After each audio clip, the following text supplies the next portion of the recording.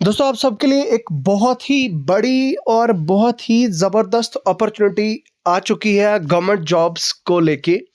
यानी कि government jobs vacancies आ चुकी हैं। आपकी स्क्रीन्स पे देखिए, 100 नहीं, 200 नहीं, 1000 नहीं, 1500 नहीं, 2000 नहीं, बल्कि पूरे 5696 वैकेंसीज।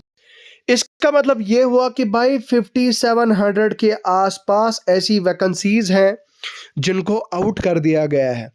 तो ये ऐसी क्या वैकेंसीज हैं, किन किन डिपार्टमेंट्स में है ये, क्या ये गवर्नमेंट जॉब है, इसकी पे लेवल क्या है, इसके लिए एलिजिबल कौन है।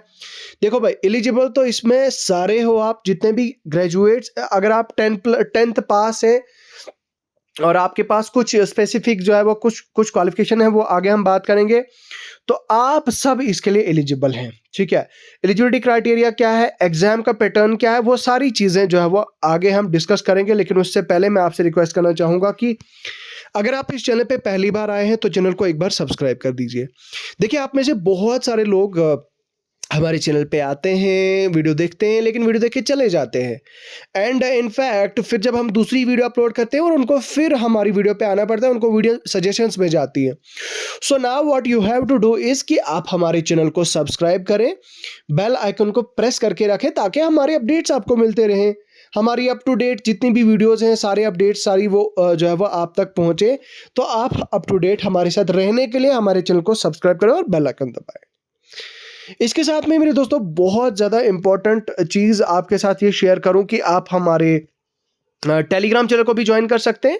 टेलीग्राम चैनल पे भी अभी हमारे 8000 के आसपास जो है वो सब्सक्राइबर्स होने वाले हैं। तो आप हमारा टेलीग्राम चैनल भी ज्वाइन करें। टेलीग्राम चैनल पे हर एक PDF, study material, job updates, सारी वो चीज़ें आपके साथ शेयर कर दी जाती हैं। तो आप हमारे टेलीग्राम चैनल को ज़रूर से ज़रूर ज्वाइन करें और अभी आके ज्वाइन करें। चलिए आज की इस वीडियो को स्टार्ट करते हैं और बात करते हैं। देखिए दोस्तों, जो आपकी ऑनलाइन एप्लीकेशन फॉर्म्स है, ऑनलाइन एप्लीकेशन फॉर्म्स ओपनिंग है, यानी कि 20 जनवरी से, यानी कि कल से, जब मैं इस वीडियो को रिकॉर्ड कर रहा हूं 19 को, तो कल 20 तारीख से आपके ऑनलाइन एप्लीकेशन फॉर्म स्टार्ट हो जाएंगे। आपकी क्लोजिंग डेट है 19 फरवरी, यानी कि ठीक 1 महीने का समय आपको मिलेगा। 1 महीने के बाद जो है वो 1 महीने तक आप ये एप्लीकेशन फॉर्म जो है वो फिल कर सकते हैं। ठीक है, और उसके बाद जो आपको नंबर ऑफ वैकेंसीज है वो तो मैंने आपको बता ही दिया, 5696 है। भाई ये किस में है, क्या है, वो आपको मैं आगे बताऊंगा। लेकिन फिलहाल उससे पहले आपकी जो एज है वो 18 से 30 के बीच में होनी चाहिए। आपको रिलैक्सेशन मिलेगी, लेकिन वो सभी SC, ST, OBC और EWS, ये 4 कैटेगरी के कैंडिडेट्स हैं। इनको जो है वो रिलैक्सेशन मिलेगी 3-3, 4-4 साल की। बाकी किसी और को रिलैक्सेशन मिलने वाली नहीं है। अब देखिए यहाँ पे जो है वो कुछ फिजिकल स्टैंडर्ड्स रखे गए हैं। फिजिकल स्टैंडर्ड्स क्या है? देखिए, फिजिकल फिटनेस, आपकी विजन जो है वो आपकी नज़र आपकी अच्छी होनी चाहिए। विजन 6/6 होनी चाहिए विदाउट ग्लासेस, फॉगिंग टेस्ट। उसके बाद न्यूक्लियर विजन जो है, नियर विजन आपकी इतना होना चाहिए। बाकी आपका कलर विजन जो है वो सारे बाइनोकुलर फील्ड ऑफ विजन, ये सारे आपके टेस्ट पास होने चाहिए। ठीक है, उसके बाद अगर हम बात करें, देखिए ये है आपकी रिलैक्सेशन। अगर आप SC ST के हैं तो आपको 5 साल, यानी कि 35 साल आपकी एज होगी, तो 35 साल से कम तो आप एलिजिबल हैं इसके लिए। OBC कैंडिडेट 3 साल की, और unreserved EWS category ex serviceman अगर कोई है तो उनको 3 साल की रिलैक्सेशन, 6 और 8 साल की रिलैक्सेशन है। ठीक है, बाकी एज क्या है भाई, 18 से 30 है। तो अनरिजर्व कैटेगरी में ये कहा गया है कि भाई 2 जुलाई 1994 से लेकर 2 जुलाई 1991, सॉरी 2 जुलाई 1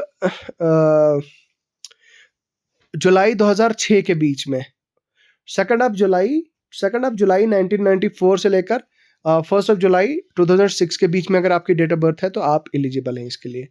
ऑनलाइन एप्लीकेशन फॉर्म्स जो है वो, आपकी फ़ी कितनी है? आपकी फ़ी सिर्फ 500 है, और आपकी 250 आपकी कैटेगरी वालों के लिए है।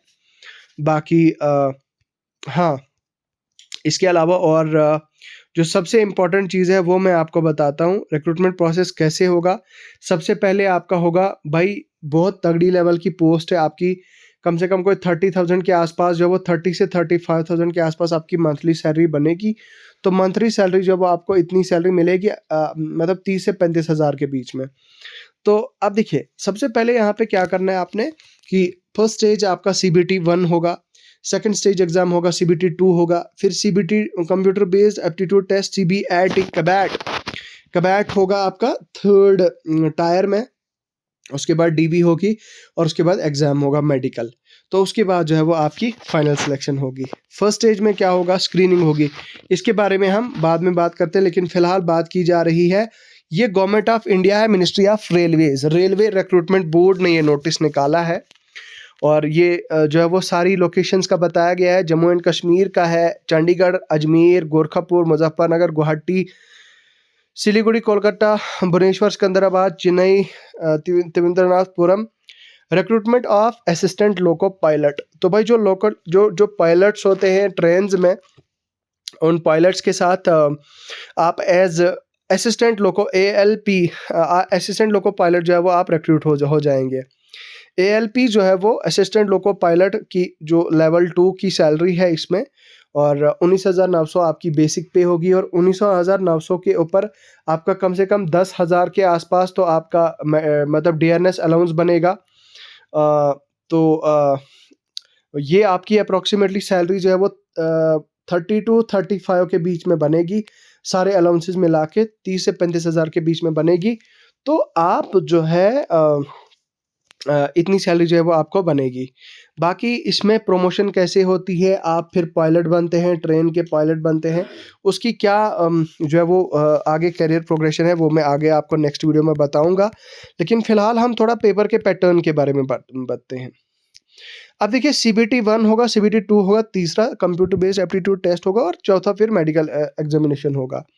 अब CBT 1 जो होगा ना, इसको हम स्क्रीनिंग एग्जाम बोलते हैं। इसमें कैंडिडेट को शॉर्टलिस्ट किया जाता है CBT 2 के, और नॉर्मलाइज मार्क्स और मेरिट के बेसिस पे इनको शॉर्टलिस्ट किया जाता है। अब इसका पैटर्न क्या होता है, ड्यूरेशन होती है 60 मिनट्स, मतलब 1 घंटे का समय होता है आपके पास। आपको 75 मैक्सिमम मार्क्स जो है वो आपकी मैक्सिमम मार्क्स होते हैं। नेगेटिव मार्किंग आपकी 1/3 होती है। नॉर्मलाइज स्कोर होता है आपका, और मिनिमम पास ये आपका आई थिंक ये शायद क्वालिफाइंग पेपर होता है।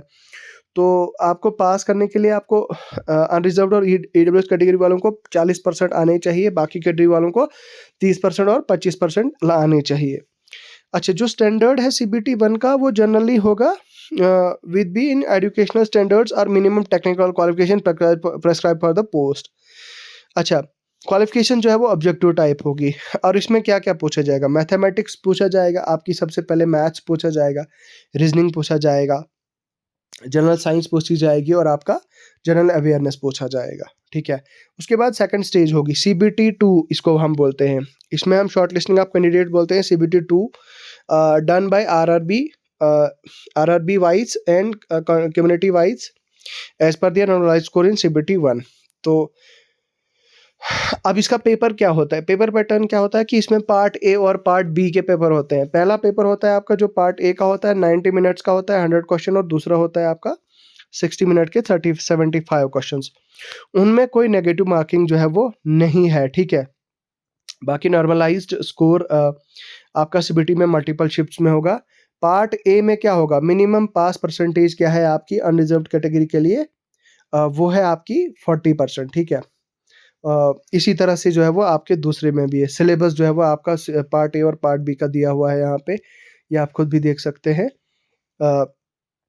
ठीक है, बाकी क्वालिफिकेशन ट्रेड्स के हिसाब से CBT 2 में जो आपकी क्वालिफिकेशन चाहे, देखिए इलेक्ट्रिकल इंजीनियरिंग और combination of various streams of engineering, मतलब अगर आपके पास अलग अलग स्ट्रीम्स हैं इंजीनियरिंग के, वाले इलेक्ट्रॉनिक्स, अगर आपकी and combination of various streams, अगर आपके पास इलेक्ट्रिकल इंजीनियरिंग है या फिर आपके पास कोई भी इंजीनियरिंग की दूसरी स्ट्रीम है, तो आप जो है वो क्वालिफिकेशन यहाँ पे आपको बताया गया है, आप इसके लिए एलिजिबल होंगे। बाकी electronics engineering, combination of various streams of electronics engineering. ठीक है, और उसके बाद मैकेनिकल इंजीनियरिंग, और फिर है ऑटोमोबाइल इंजीनियरिंग। ये चार जो है इलेक्ट्रिकल, इलेक्ट्रॉनिक्स, मैकेनिकल और ऑटोमोबाइल, ये चार जो है वो कैटेगरी के इसमें एलिजिबल होंगे। ठीक है, अब असल में इसका जो कंप्यूटर बेस्ड एप्टीट्यूड टेस्ट होगा, इसमें भी जो है वो आगे आपका फर्दर एग्ज़ाम होगा। टेस्ट में क्या होगा, तो वो उसमें आपका क्या होगा कि आपके 8 times the number of ALP for the various notified community. तो 8 टाइम्स जो है वो आपको शॉर्टलिस्ट किया जाएगा। आपकी विजन सर्टिफिकेट वगैरह वो सारी चीज़ें जो है वो आपकी टेस्ट होगी। सबसे पहले आपके वर्टिकल्स, ट्रैफिक एंड साइकोलॉजी देखी जाएगी, वो सारा टेस्ट होगा आपका। तो अगर वो भी आप क्वालिफाई करते हैं तो फिर आपकी डॉक्यूमेंट वेरिफिकेशन करनी है। ऑनलाइन एप्लीकेशन फॉर्म्स कहाँ से फिल होंगे आपके? ऑनलाइन एप्लीकेशन फॉर्म्स जो है वो आपके